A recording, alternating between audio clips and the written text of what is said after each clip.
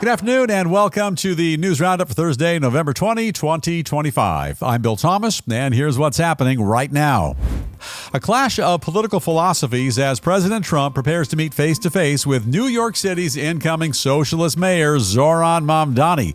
The Justice Department charging a Democratic congresswoman with stealing $5 million in FEMA money and accusing her of using those stolen funds to finance her run for office. And a British telecom executive goes toe-to-toe with the Chinese Communist Party in a pivotal race for global internet dominance in outer space. Also, the U.S. Border Patrol monitoring traffic cameras nationwide and using that information to track down a number of what they call suspicious drivers here in the States.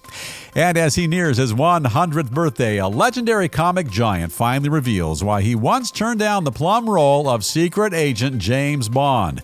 All this and a bunch more coming up right now on the Big Roundup. We have a great deal to get to today, and we begin with this. After trading barbs and insults for months, President Trump is now welcoming New York City's 34-year-old mayor-elect Zohran Mamdani to the White House for a critical sit-down in the Oval Office. Just 47 and his new comrade. The conversation is coming at the request of the incoming mayor, and it's expected to focus on the crucial relationship between the federal government and our nation's largest city. Not our best. I said our largest. Yeah, there's a little bit of a difference there. Mamdani says a whole bunch of topics they'll be on the table during the get-together, including public safety, economic security, and perhaps most of all, the affordability crisis in the Big Apple, where the cost of living gets more expensive every day. In fact, just went up about 10 seconds ago, and it's going to go up some more tonight and then tomorrow.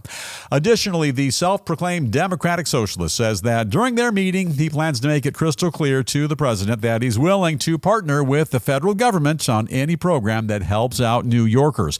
He also says he'll be the first one to speak up if he thinks any part of the Trump administration's agenda is causing his city harm. And I say, easy there, tough guy. Don't bite the hand that feeds you. Now, for his part, 47 has repeatedly condemned both Mamdani and his policies. He's calling the incoming mayor a communist lunatic, pointing to him as the future of the Democratic Party and threatening to withhold billions of dollars in federal funding, all earmarked for New York City due to his victory. Ever since Election Day, however, Trump has been easing off the pedal just a bit, and the president now says he might even be willing to extend a helping hand to both Mamdani and his city simply because it's in the best interest of our nation. There's a patriot for you. Final thought, and this is the News Roundup Lowdown. You know, our esteemed amigos on the other side of the aisle, those guys, the Democrats, always quick to criticize President Trump. They call him arrogant, combative, divisive, and more. A big bunch of them have even said that he's a threat to democracy. Oh no, the sky is falling.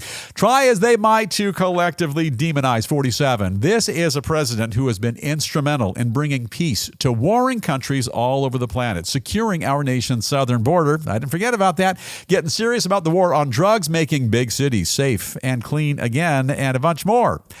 Hey, if that's not a threat to democracy, I don't know what is. Those Democrats, they're on to something. Now making abundantly clear just how divisive this president is, he's agreed to host the Democratic Socialist by inviting him over to the White House for what we affectionately call a chat and chew. Some tasty victuals and good conversation. Bring out the Big Macs. Hey, to be fair, the president has, at times, been mildly critical of the Big Z, but the mayor-elect has also been less than flattering toward the boss, his policies and agenda, but that's all in the past for now. Yeah, in just hours, both leaders, they're going to shake hands, wolf down some of those Big Macs, wash them down with a bucket of Diet Coke, and try to find some common ground, do all they can to move New York forward. Now, I had no idea that sitting presidents took meetings with small-town mayors. That's kind of amazing. Now, tell us your thoughts on what could be a rockin' good movie plot. The president meets the mayor of Simpleton. Reach out, and we're at newsroundupwithbill@gmail.com. Producer Davey, I'm checking in with you, and what are folks saying? Okay, Bill, we've got Lionel checking in with us first from Greenwich, Connecticut. How you doing, Lyle? Tell us what you're thinking. Lionel says, socialism is a failed philosophy, and Mamdani will lead New York to ruin. Yeah. Trump is simply doing damage control before things in the Big Apple go from bad to worse. And then from worse to worser. Yeah, it's going to be kind of a battle, I think, at the end of the day in that Oval Office meeting. And big battles, yeah, they can be fun. Tyson and Holyfield in the ring. Nixon and Kennedy on the debate stage. And don't forget about the Tom Cruise, Katie Holmes, big-time Hollywood divorce. This meeting has the potential to go sideways and turn ugly, but let's all band together if we can. While we can, cross our fingers and just hope for the best. All right, on to a troubling story now concerning a congressional Democrat who's just been accused of stealing millions of dollars in federal disaster funds and siphoning that cash directly into her political campaign. And producer Davey, this is the first time I've ever heard of corruption in politics. Is it brand new? Well, Bill, it's happened a time or two, I think, but I'm not sure. Yeah, okay. The Justice Department revealing that a federal grand jury, they've just indicted Democratic Representative Sheila, I hope I say this right, Sheila Scherflus McCormick, that's a mouthful, of Florida on charges of stealing $5 million in FEMA or Federal Emergency Management Agency funds and then laundering that money as part of her run for office. So, producer Davey, you're saying she ran a laundromat? Well, laundromat, Bill, only for money. I like that. A laundromat for money. Keep it all clean. According to this indictment, the 46-year-old congresswoman and her brother received a $5 million overpayment from FEMA back in 2021, and that payment going directly to a family-run healthcare company. And that company had a contract to provide COVID-19 vaccination staffing. There's big money in that vax business.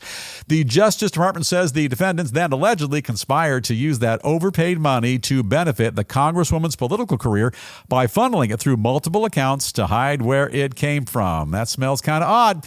Now, making matters worse, the congresswoman allegedly involved both friends and relatives in her big, juicy scheme.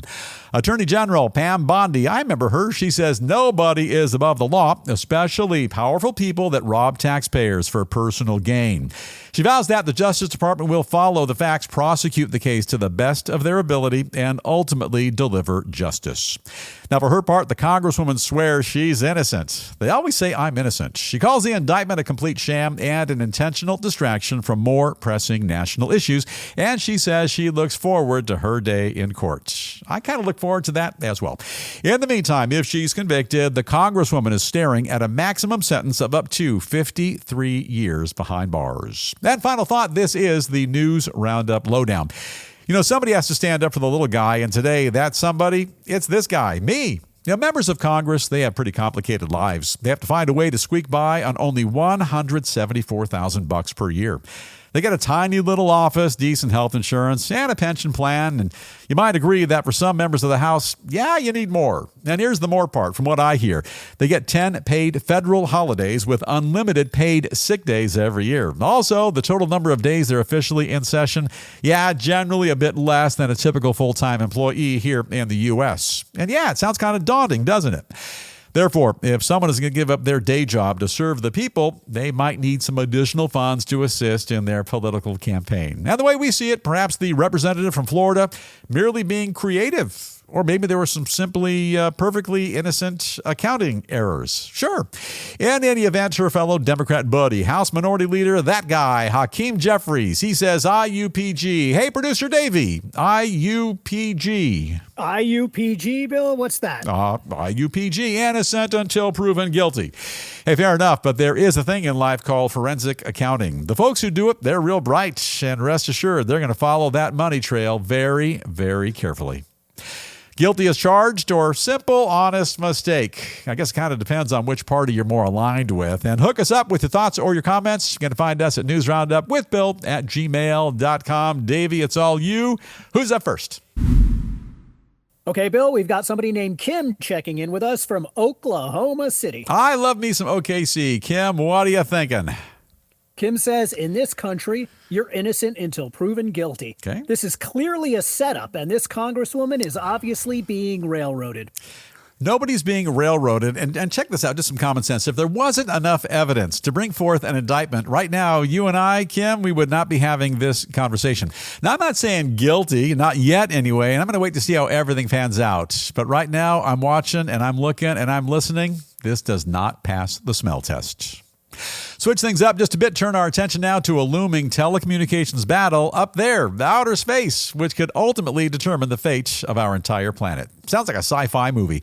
A leading telecom executive says that right now he's fighting with the Chinese Communist Party, the CCP, over control of a game-changing satellite network that is essential to the security of the West, maybe to the security of the whole world. Says these satellites, which are circling more than 600 miles above the Earth, combine to form a self-contained outer net, which is capable of surviving an attack on the internet, which would become invaluable in the event of a global catastrophe. And a lot of folks say we are dangling on the precipice of World War III, so you got to plan ahead. Now, in case you didn't know, right now a large portion of the internet connected by wires beneath the ocean floor, I didn't know that, and highly susceptible to sabotage, which could wreak havoc on the entire world. The executive also warns that the CCP is doing everything in their power to stop the West from completing the new network, because if they can't own it, they want to make sure that nobody else has access to it. That's why I always call those guys greedy slobs. According to the executive, both he and China, they've been competing to secure the necessary contracts, permits, and frequency rights essential to the project for a number of years. Goes on to claim that the CCP has been strong-arming him and filing a tsunami of lawsuits meant to intimidate him into relinquishing his company's stake in the venture. As a result, it says he'd rather burn it down completely than allow the project to fall into the hands of China's communist regime. I hear you. I feel you. Final thought, and this is the News Roundup Lowdown. I like the good old triple W, the old World Wide Web, and even the term Internet has a terrific 1997-ish kind of sound to it.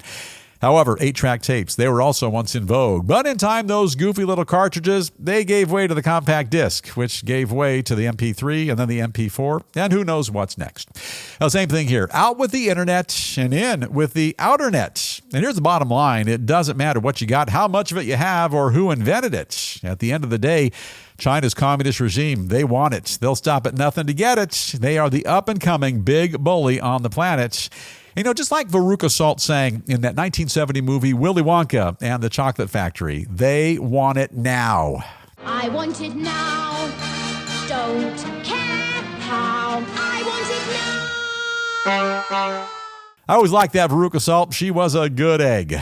Although in the movie, you'll recall, she was actually a bad egg.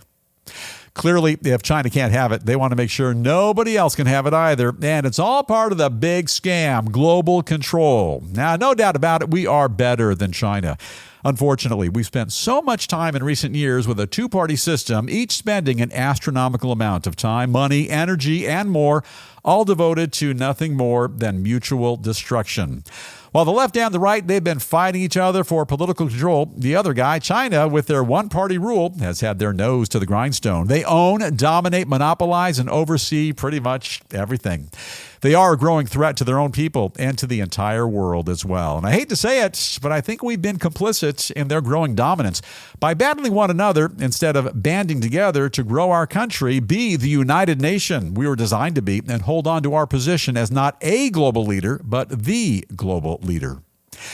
Out with the internet, in with the outer net. I like that one a lot, and maybe you do as well. Drop us a note, tell us what you're thinking. We're at newsroundupwithbill@gmail.com. Davey, somebody better agree with me. What do you got?